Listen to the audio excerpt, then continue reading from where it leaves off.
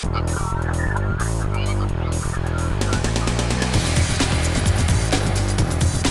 is MacVoices TV. Hi, I'm Chuck Joyner, and this is MacVoices TV. Thanks for watching. This time around, we're going to talk about taking control of the media on your iPad with Jeff Carlson, the author of Take Control of Media on Your iPad, 2nd edition. Jeff, it's great to have you on MacVoices TV. Thanks a lot for coming. Absolutely. Thanks for having me. This is a nice experiment. Yeah, it's been working out well. It gives people another dimension. If the folks are listening on MacVoices, they're getting to hear our usual discussion in audio. But if they want to see us, in some cases that can be a little frightening. Yeah. Now they can go to MacVoices TV and see us. So whichever feed you're listening to, folks, or whichever show you're listening to, we're glad you're here. And I'm especially glad to talk to you, Jeff, about media on the iPad. Because now you've updated this to 2nd edition, and we've seen quite a few changes in what can be done with your iPad, with media of all kinds on your iPad, since the 1st edition of this book. Yeah, when we did the 1st edition last year, that covered iOS 3, or I think it was called iPhone OS 3 at the time. And so now the book covers iOS 4.3, and the timing turned out really well that we were able to put a lot of iPad 2 specific stuff into it, like using the cameras and recording video that would not have gone into the book previously if Apple hadn't set its own timing for the iPad. Well, that was one of the first things I wanted to be clear on here.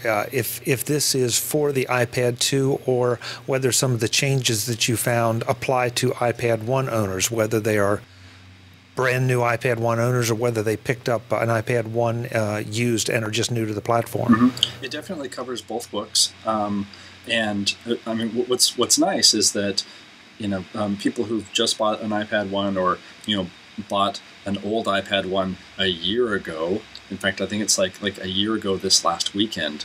It's sort of amazing that it's only been a year. But anyway, all the information except for some iPad 2 specific stuff like the cameras completely applies to any iPad that you own. Okay, that's good. So no matter which iPad I have in my hand, I'm going to benefit from picking up your book and learning what I can do now that I couldn't do before. Or absolutely. If I haven't had an iPad, this is my first foray into it. So where do we start? What do you think was the biggest change between the first version of the book that you covered and the second? Movies, audio, iBooks? I think iBooks certainly changed the most between its initial release and the way it looks now. Like, for example, now, in the last edition, you pretty much only had 2 options. You could view ebooks, which translates to EPUB files, or you could view PDFs in it. And so now iBooks will still has those 2 separations, but you can build your own collections of things. So you don't necessarily have to just do either books or PDFs, especially because a lot of people will read a book as a PDF. Perhaps they prefer to read a Take Control book that way. Then that way we can and then because I'm on video, I'm gonna blow it right away. No problem. So see, this also gives people a chance to see what a writer on deadline looks like. So they can say, "Oh, he's barely functional." Okay, we'll go with him. So anyway, so what I was trying to say was that now with collections, you can organize your library however you want. So let's say you want to have your classics in one collection, say all the books that you read in college or you were supposed to read in college but never got around to, and then you want to have your maybe your science fiction titles or your how-to titles. You can split those out in much more creative ways that reflect how someone's real book library would be now that it's been a year and people are likely to have more and more titles. And you are talking about this within the iBooks application. That's right, within iBooks. Okay. And when you say collections, I mean, the first thing that jumps to mind because of the metaphors we're all used to are folders. But are you talking about different shelves, or do you actually load, say, different screens or different bookcases in the case of iBooks with my science fiction books in one set of shelves and my business books in another set of shelves? That's exactly how it is. I mean, and there's also a list view, which kind of makes it a little more black and white. But this is iBooks. We have to make it look really cool and realistic. So what you can do is you basically set up different sets of bookshelves, one for each collection, and because your bookshelves are sort of infinitely tall. You can just scroll up and down to get to all of your titles. And then if you want to switch to another collection, you can tap the collections button and choose one. But it's much easier to just swipe left or right to go to the next collection that you've set up. Jeff, how do you feel that iBooks is holding up against things like third-party apps, I should say, like Goodreader and some of the others? Because they seem to be they're obviously not just dedicated, in the case of Goodreader, to books. They're introducing a lot of different, very powerful capabilities. And maybe they are for the geeks like us that want to play around with this stuff, and not for the simple person that just wants to take their iPad and read some ebooks or iBooks, sorry, very easily and organize them in something that makes sense to them. I think things like Goodreader can definitely appeal to the more geeky, because I mean the program does a lot. I mean it's really kind of amazing if you drill down through a lot of the options, what it can do. But I mean I know people who they want to access PDFs, but they don't necessarily want to go through iBooks to do it, or they don't want to use just the built-in PDF capabilities of iOS. So for example, you can view a PDF in an email message. Well, that's not really as convenient.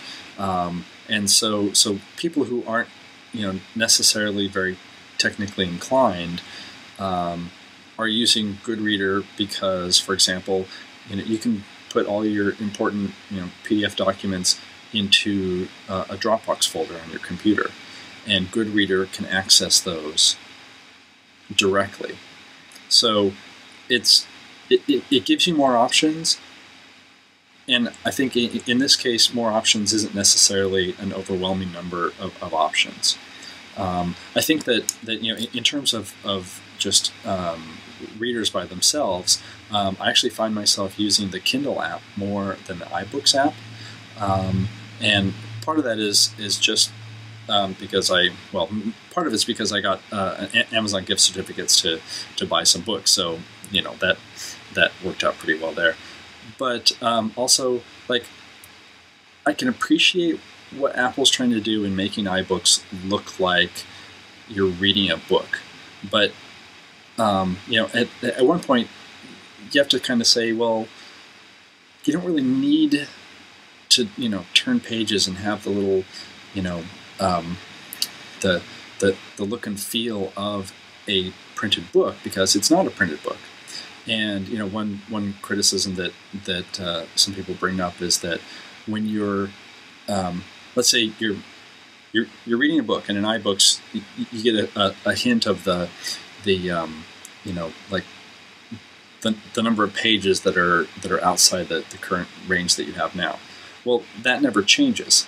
With a real book, you know that you're getting to the end of the book because you have more like a taller stack of pages on the left than you do on the right, and that doesn't translate at all.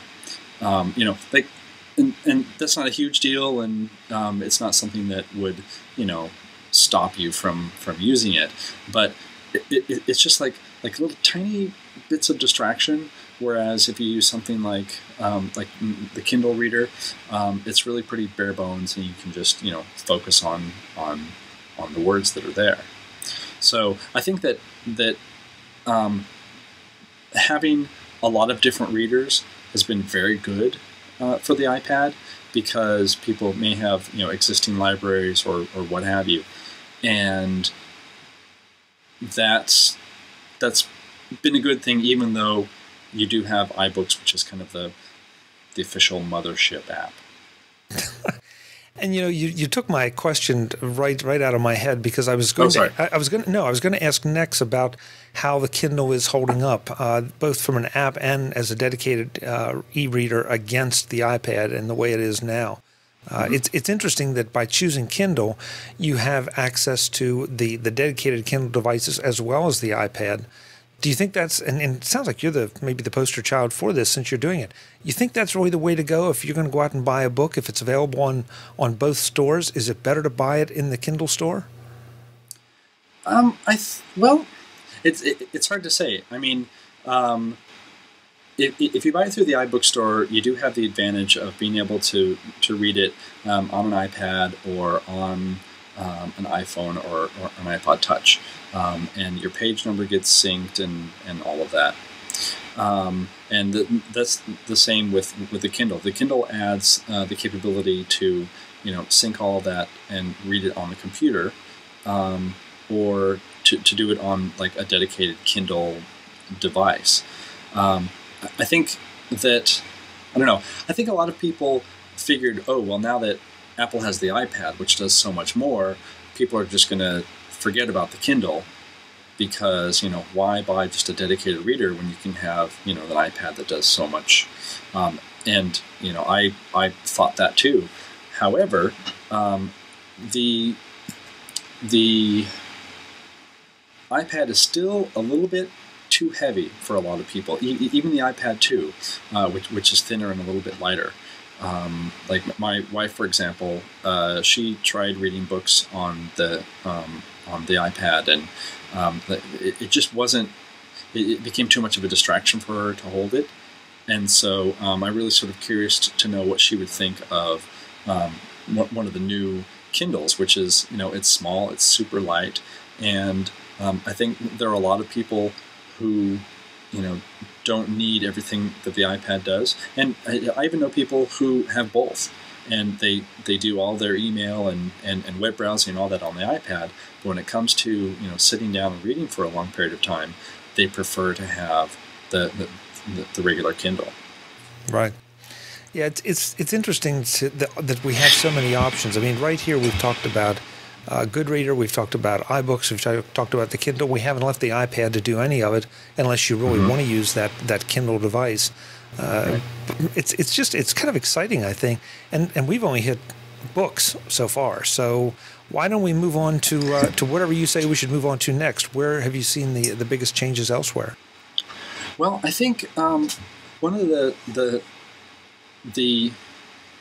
big changes in the book, and both in terms of Apple and the iPad, is Airplay. And that's the technology that lets you stream video or audio to an Airplay device like an Apple TV. And that's something that doesn't touch just one area.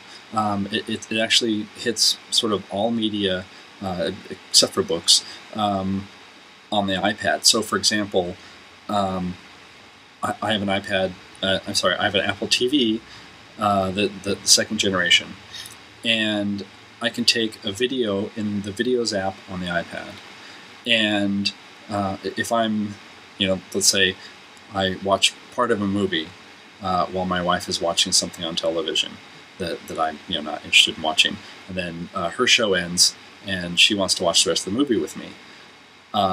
If we wanted to do that before, you'd have to, sync it to the computer and sync it back to the Apple TV and blah, blah, blah. Instead, I can just switch to the Apple TV on my television and tap a button, because the iPad knows, because the Apple TV is on our wireless network, it knows that there's an Airplay device. I tap a button and specify that the video should go to the Apple TV instead of the iPad screen. And in a couple of seconds, it buffers a little bit. Then the movie is just playing right there. And, it's great for a demo. And it turns out that it's also like really convenient just, to do quickly. I mean, I thought it might be one of those things that's like, oh, this is really cool. I'm going to do this once. But I find myself using it again and again. You can do that with TV shows, but you can also do it with photos. So the Photos app, let's say you have some people over, and maybe the grandparents, relatives have come over, and you want to show them a slideshow, an impromptu slideshow, rather than having to go through the Apple TV's menus and connect to a library on another computer.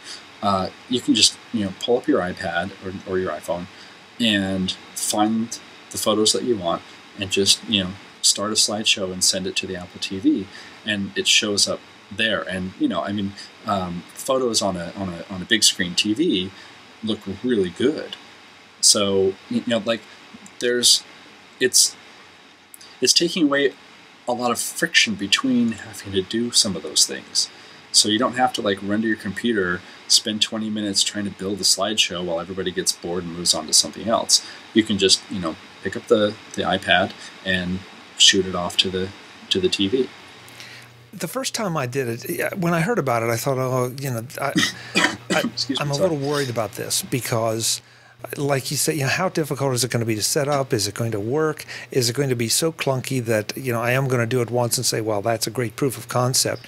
They really did a spectacular job of making it so easy that I'm with you. If I'm watching a movie or a video podcast or something on my iPad and I end up in my living room, it's basically, make sure that the TV is set to the right HDMI input for the Apple TV, hit one little button, and boom, it's up on the big screen. It really is well done, and I'm a little surprised we haven't seen more discussion about it. I don't know if people haven't gotten it yet, but I think this is one of the big selling points to the new version of the iOS. Yeah, and I think it's also a big selling point to the Apple TV, which, as we've heard for years, has been this sort of hobby experiment for Apple. But I imagine, I'm trying to think of the statistic. I think within the first 2 or 3 months, Apple had sold 1 million of the new Apple TVs, which is pretty significant. And now we've got 15 plus million iPads on the market. So there has to be a significant crossover there. That it's something that just works. I don't have any direct experience with some of the other things, like I'm trying to think, like Sony has a technology called DLDNA or something like that. That my impression has been they've always been fairly clunky, and you have to run everything through a computer. Being able to just send something directly from your iPad to an Apple TV, wirelessly too. I have to point out that you're not having to go and plug the iPad into your television. That's a really I don't want to say groundbreaking, but it's the type of thing that is sort of quietly exciting and will open a lot of doors. Here's another example. When the earthquake in Japan struck, because of the time difference, my wife and I were still awake here, and sort of heard about it in real time on Twitter. And being good media consumption people, we turned on the television to get more information about this terrible thing that was going on. And quite honestly, the network news was embarrassing. CNN had a late night anchor who was trying to put a positive spin on it. I don't know, it was vapid, and there was no real information. And so following Twitter on my iPad,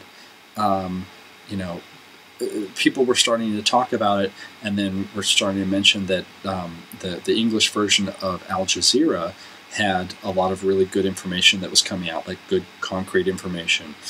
And so I went to the App Store and I downloaded. There's an Al Jazeera video streaming app. I can't remember what it's called. It might just be Al Jazeera English.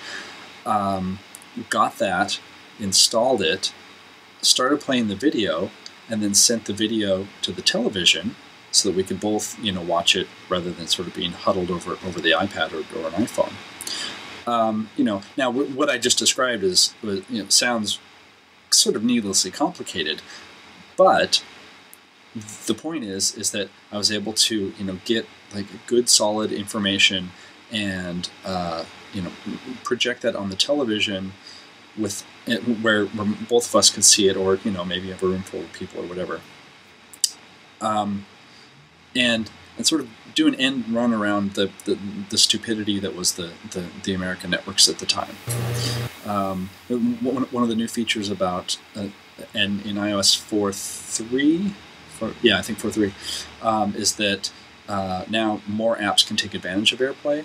So I believe that if you're watching Netflix on your iPad, you can send that, or if you're watching like a 10-minute video from the New York Times or something like that, you can also send that to a television. So it really opens it up so that it's not just a thing to use the Apple apps for. And that's exciting. Yeah, I don't want to take us too far off track here, but I really think that this is something that has the potential to take the Apple TV from that hobby status that Apple has talked about, even if it's a serious hobby, to something a lot more impressive, a lot more accessible. As we've seen iMovie and GarageBand and some other things being developed and released for the iPad, and third parties, creating more authoring tools, media authoring tools, the ability to take that created media or what you're working on and fire it off to your Apple TV with just a touch and put it up on the big screen. Mm-hmm. Like you said, no more copying this disc to that disc, no more figuring out if it's the right format. You just, if it's playing in that app, bang, it's there. And that seems to be a big potential game changer, at least in my mind. Yeah, I would totally agree. And it's also one of those sort of surprising things. It's like, Apple has sort of, touted it as a feature, but, not like as a huge, this is the next big thing. But I would totally be surprised if, hundreds of thousands, if not millions of people use this on a regular basis, and it's going to be the type of thing where you're going to go to somebody's house and you'll be like, I have this great thing that I need to show you. And then you'll try to send it to their TV, and they may not have an Apple TV, and so you can't, and you'll be stymied because you're like, well, why doesn't this work? Like this should work everywhere, But the flip side of that is, if your friend has an Apple TV and you have the movie you both want to watch on your iPad, then as long as you're on the network, on their wireless network, you just send it along. You don't need to, do anything real crazy. You just say, hey, here's the video, let's watch it. And it's that instant gratification piece that we all crave, that I think is what did it for me. Because, again, to go back to your original comment, I was so afraid it was going to be clunky. I was so afraid it was going to be something that, I can do it, it's just too much trouble. And then I did it the first time, because I'd almost been avoiding it, which I'm kind of embarrassed to say, because I was kind of afraid and just pessimistic. And it really was an example of Apple doing something right. They haven't really given us exactly this option until now. So I think it's a big selling point. How about other things in video? Anything else that you noted that is really exciting and new? Well, we bumped up there's a chapter about using the iPad as a remote control, and a lot of that is focused also on using the Apple TV, so you can use Apple's remote app to control an Apple TV, which is really sort of nice, especially if you're typing in a search term or something. And I'm trying to think of what else specific to video. What's sort of funny is that some of the core apps didn't get very many changes. Like for example, the Videos app, aside from being able to do AirPlay, pretty much looks the same. the iPod app, I think as well. I'm just trying to think if there are any like little specific things that are vastly different. Just like little things that got updated in the book, for example, the process of ripping a DVD using Handbrake is a little bit easier now than it was, because it used to be sort of a multi-part step that you needed to do to get around the DVD encryption. So let's say you have a disc that you own that you want to watch on your iPad. You had to sort of use a couple of utilities, and that's been streamlined a bit. And I am completely blanking on anything else video related. I don't know. I think that for me, I'm finding more and more ways to use video on my iPad. I'm finding, and your example of Handbrake is a good one. It was nice to see a third party come out, a couple third parties come out with some really useful utilities to take your existing content and facilitate transferring it into an iPad-friendly format. And you're right, Handbrake is one. I'm thinking of Elgato's Turbo.264 HD, especially the hardware key option where you get a hardware video accelerator. That's a great option if you're going to convert a large amount of material, if you, say, have an existing library. So, it's just one more example of people becoming part of the iPad ecosystem, to feed this thing. And that they're just... by the time people see this, there are probably going to be another couple utilities that are going to make it even easier to do some of the things we're talking about.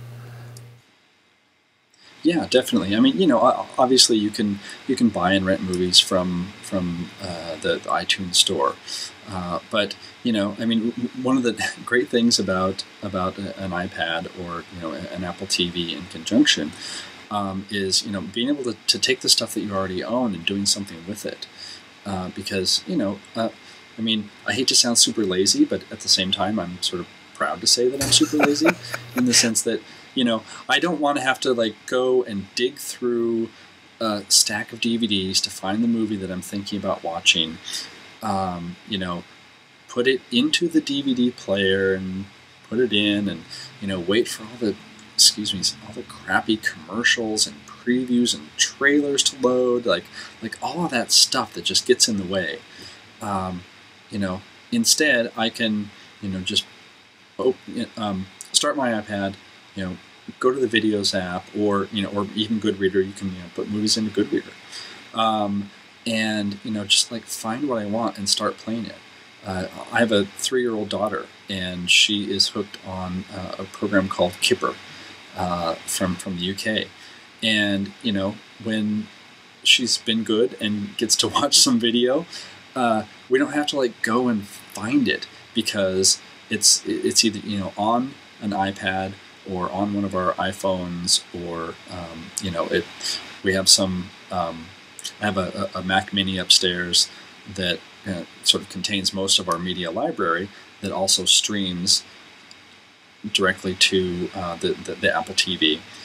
And she can just start watching it, and we don't have to, just go through all of that, management, all of that, oh, wow, where do we put the disc? Or, geez, this disc has, gotten scratched because I've watched it so many times, and now what?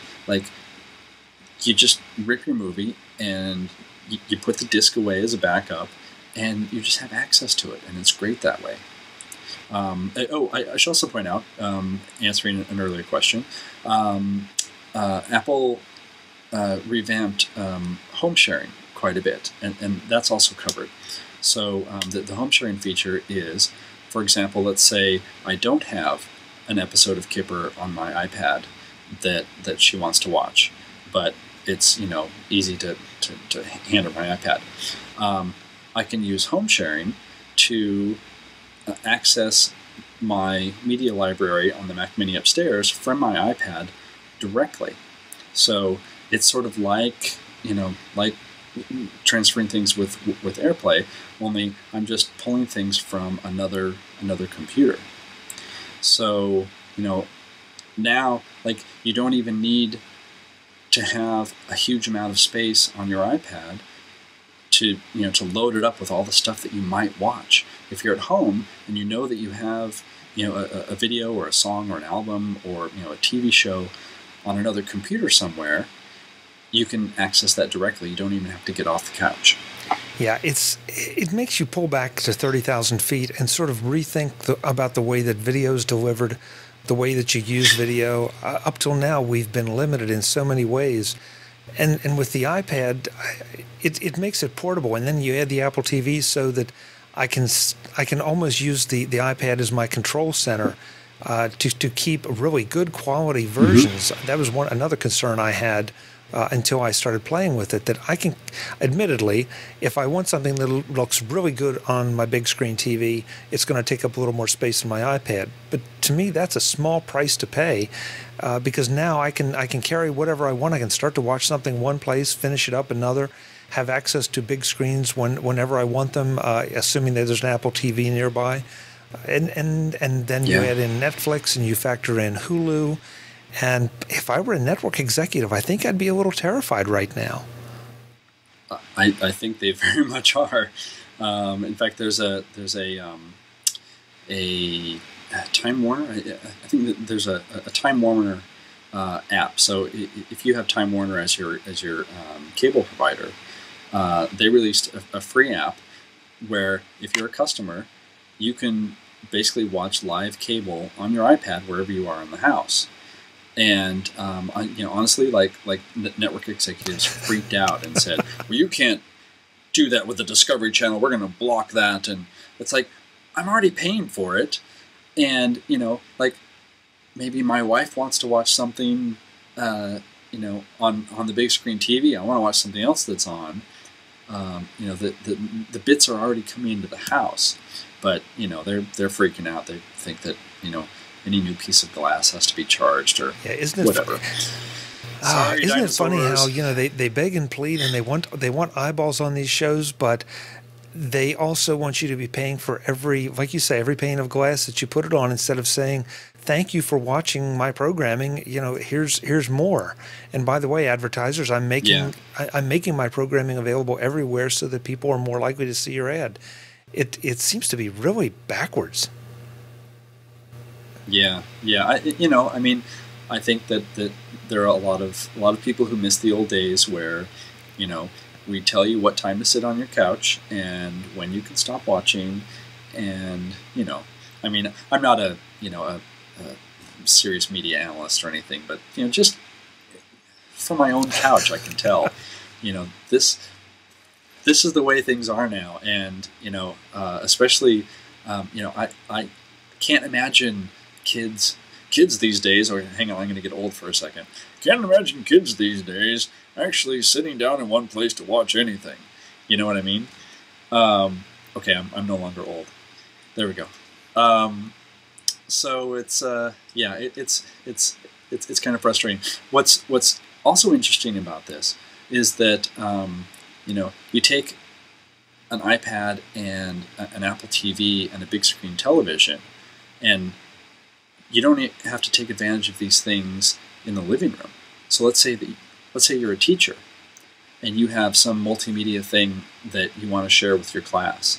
You wouldn't necessarily have to get AV equipment if the TV's already there and the Apple TV is already there and you're already hooked up anyway wirelessly. You can just use multimedia elements to embellish your, whatever you're teaching or discussing, or kids can do presentations and things like that. Fraser Spears, who I know that you've talked to before, he's a teacher in Scotland, and he's doing things like that are just really compelling and make things easier for teachers to show off content rather than jump through hoops. Yeah, Fraser's got himself a nice little skunk works there because he has a small enough school to work with. They're progressively minded enough to be looking at some of these things. And then you think about the school budget. I mean, we're watching a school budget situation here in Pennsylvania, and I probably think across the nation. and you think, okay, this is a way to affordably put some really amazing technology and teaching tools into teachers and kids' hands. No longer do you even have to have the mobile labs that they used to push around. Now it's tuck them under your arm and go, and you've got a complete production studio there. You've got access to the web, which admittedly, and we're not going to go off in that direction, that can be good and bad depending on your bent. So, yeah, just an exciting time, and of course, all this comes back to media. Because that's what the iPad is about. Well, and not to be heretical, and I'm going to use the B word here, but there are actual business applications too. No, I'm shocked. No, really. I'm sorry, I didn't mean to blow your mind. But as a direct example, when I got my iPad 2, my dad asked if I might be interested in selling my old iPad, because his company is starting to look into, whether they should, move to tablets or what, kind of an IT migration type of a thing. But, he goes to a lot of trade shows. He talks to a lot of clients. He does a lot of in-person, face-to-face stuff. And a lot of what he has to do is, show up somewhere, take a laptop, set it down, set it up, wait for it to boot, pull up the PowerPoint, whatever, all of that. And he's itching to be able to just, pull out an iPad and say, oh, let me show you some examples of this thing that I'm talking about, and launch a slideshow or launch a keynote presentation, without having to, have all of the bulk of a laptop.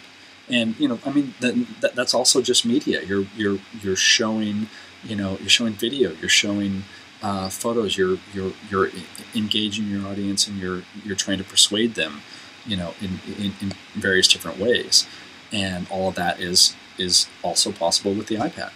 So it's I think that it's changing things more than people realize. And within a couple of years, we're all going to be like, oh, you remember when you'd have to take a laptop to a meeting? Oh my God, So yeah, it's been amazing in the first 12 months of the iPad to see how far it's reached in, and we're joking, of course, about the business apps, but it took the enterprise, it took the medical field, it took education by storm. Yeah. In 12 months, would you have believed that any device, I don't care what it is, could have become this firmly entrenched and this deeply useful? It's staggering. It really is. I would imagine that there must be some people at Apple who were like, we had an idea that this might catch on, but are probably dumbfounded at what has been done in the last 12 months. They might be distracted because they're currently drowning in money, but they're probably still dumbfounded that so much has happened with it, and that it's become more than just a thing to watch videos or to read books, because at first, the prevailing argument was, and I still hear it occasionally today, was, oh, well, it's great if you just want to watch some movies, but not if you really want to get anything done. Right. And, sorry, that's not the case. Or even, to kind of go in another sideways direction, you look at gaming. An iPad is a great gaming application, and I didn't go into any gaming in this ebook just because it was kind of that's a broad field to jump into. Just there are so many different kinds of games. But going back to what we were saying, you can hook an iPad to a television, currently through wires, and game on that. There's a game called The Incident where you're basically using the iPad as a controller and your television as the screen. There's another game called Real Racing 2 or Real Racing HD 2 or 2 HD, and they just announced that because the iPad 2 can do 1080p output, in an upcoming release, you'll be able to play this racing game, this the first person you're driving the car racing game, and use the iPad as the steering wheel and the television in full Super 1080p HD, and play your game that way. So it's like media isn't just what you happen to be sitting and watching. There are lots of engaging aspects to it as well. Jeff, we probably should wrap by asking the obvious question. We've talked about all the cool new stuff, but how about good old audio? Have there been any changes made there other than, again, the ability to, I guess, stream it via Airplay to remote speakers and all? But that's something we've had for a while. And is there anything else that can be done with audio that we can't do right now? I know that don't really go into this in very much detail in the book, but apparently the Bluetooth support is improved. So streaming to Bluetooth stereo speakers or headphones, like that's possible. Although my impression is that a lot of the Bluetooth headphones are still like a bit too loud by default. I know that Dan Frakes at Macworld, who knows more about headphones than anybody I've ever encountered, he has reported that a lot of them, like the sound works really well, but you can't turn it down low enough. But otherwise, the iPod app doesn't really get much of a change in this revision that I'm thinking of, other than Airplay, other than being able to apps like Pandora, like audio streaming apps, I believe can now also get streamed to an Airplay device or an Airport Express. But off the top of my head, there's probably something like the big blue Kmart light that's like, no, you fool, this giant thing changed. But off the top of my head right now, I can't think of anything else. Yeah, I haven't found it. I went looking, not that I really could think of anything I wanted to do with audio that I couldn't do before, but I too went looking. And I guess the only thing that I wish they would do, and I haven't, maybe there's an app out there that I just haven't found yet. I'd love to be able to take audiobooks or audio podcasts and adjust the playback speed. I know that audiobooks you can crank it up a little, but it's sort of preset, I believe. Yeah. There's a when you're looking at the big preview screen, there's a button that I think just says like 1x or 2x, so you can speed up, and there might be a half option too, but that hasn't changed since the beginning. So you can do that to speed it up, but you can't. You don't have any more fine-grained control. Over that. And that's probably a very small portion of the market that actually uses that capability, although I find it invaluable. So that's the only wish list thing I have for audio on any of the iPads or iPods or iPhones right now. Mm-hmm. Yeah. No, I think other than Airplay, the addition of home sharing is pretty huge, because then, if you don't really need the space on your iPad, you can probably, and assuming that you are using it mostly at home, perhaps, you can save some money, buy the 16 gig version. Even if you have a huge music library, with home sharing, you can just tap into your large music library on your computer and listen to it on your iPad, without having to transfer any of those files. So that's really cool if you find yourself listening to a lot of music without having to transfer things back and forth. Jeff, how about if we ask you to tell us about the specifics of the book? There's an alarm. I think that was my iPad. How about if we ask you to tell us about the specifics of the book, the price, where you can get it, all the important details? It's $15, and it's available at takecontrolbooks.com. and I've already forgotten the page count, but it's hefty. There's a, oh wait, I have an iPad here. I can probably there you look it go. up. Who would have guessed that I could use this technology that I've been talking about for, several minutes now? So here we go. Take control of media on your iPad, 2nd edition. This is what it looks like. It's 158 pages. That's the PDF pages. It's also available as an EPUB if you prefer to read it in Kindle or iBooks or something like that. If you previously bought the first edition, if you open up the PDF file, there's a button there that says check for updates. And click that, and you'll see if you're eligible for discounted upgrade pricing and things like that. Great. And of course, I'll have links in the show notes straight to the book on the Take Control website so that folks can go and get it. What can I say? It's the Take Control books are always a great way to really dive into a particular area. And if you have an iPad, folks, first or second generation, it just means you have a media device, and Jeff can help you get more out of it.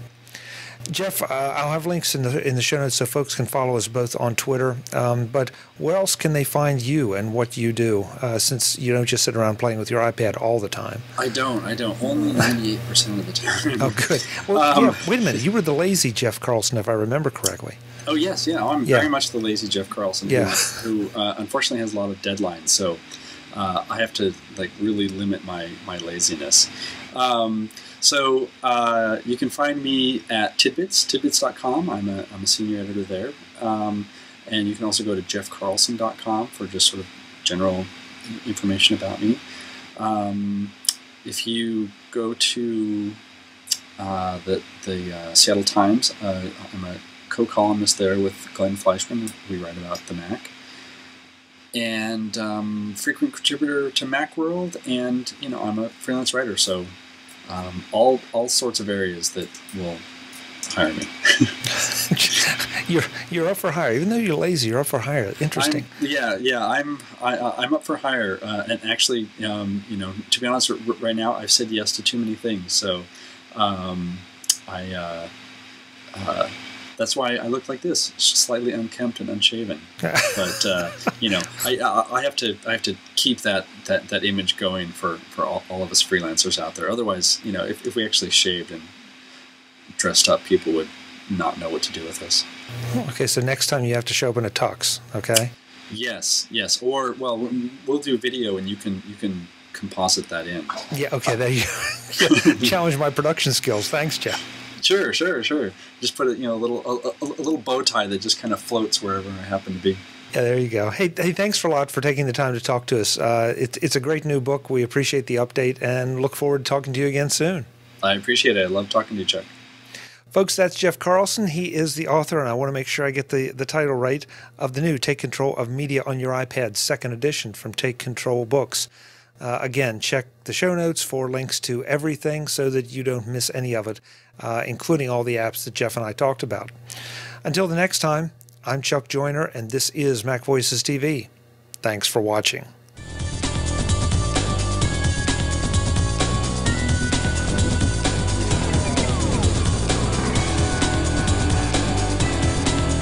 MacVoices TV is part of the MacVoices Group and a member of Mac Level 10.